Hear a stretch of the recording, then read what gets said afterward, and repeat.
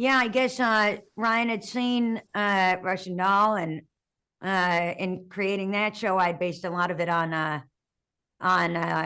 Elliot Gould's portrayal of Philip Marlowe and Robert Altman's Along Goodbye. That's why Charlie, of course, I mean, that's why Nadia has Oatmeal, her cat, and you see her at the deli a bunch.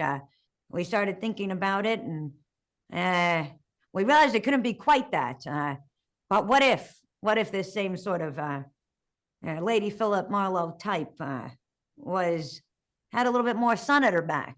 Wasn't quite the same city slicker, and we had a little bit more of a flavor of Jeff Bridges and The Big Lebowski, the dude, sort of a desert rat, and excited to meet people. And so I always loved that about these two shows as companion pieces, as a sort of extension, I guess, that Nadia is really, she was crafted to really be, I guess she's on her own case, and kind of her journey is to move from nihilism and self-destruction into connection with another human being, and sort of, getting to the bottom of it, learning how to live, and learning how to square the past to keep on going, even once you've signed up for a life. And then in Charlie, there's this kind of evolution of, we lose interest in ourselves and gain interest in our fellows, and sort of moving into other people's cases and helping them crack those. So I love them both. I love them both.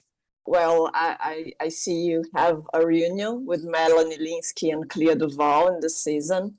And at first, do you know what is the Brazilian title to But I'm a Cheerleader? I'd love to. It is I Was Never a Saint. That's true. I never was a saint.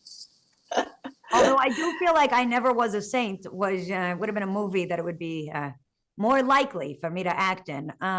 Because I only found that script because I was friends with Clea DuVall, and it was on the passenger seat of her car.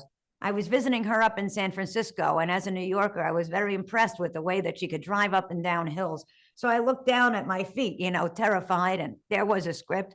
I said, "What's this one?" "But I'm a cheerleader." I said, "Are there any parts?" And she said, "Well, not for you," because she's like blonde.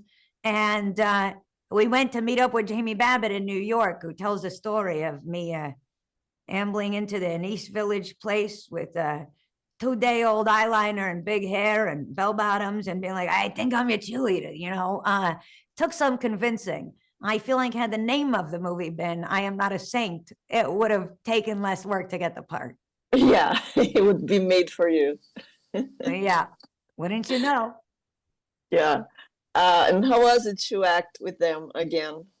Well, of course, I was lucky to act with Clea last year in season 1, and this year she directs an excellent episode. And then Melanie came back, and I love them forever, for life. I mean, we were at Clea's daughter's birthday the other day, and Melanie was there, and Jason was there. Jason Ritter is also in the show this year. Yeah, we also had the opportunity of the first film that Clea wrote and directed and starred in. Melanie and I were in that one as well. And it was I just remember weeping at Sundance when Melanie won, I guess it was like Best Actress, and Clea won Best Movie. And it was just so dramatic that it was like my real life best friend, taking it all the way. So I think that the three of us are just very,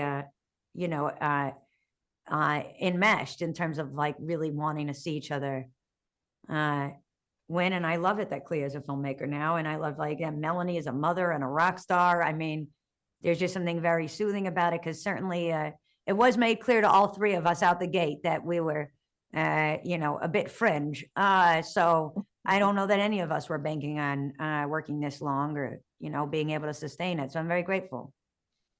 Great. So thank you very much, Natasha, and congrats on the new season. Thank you. See you later, I guess.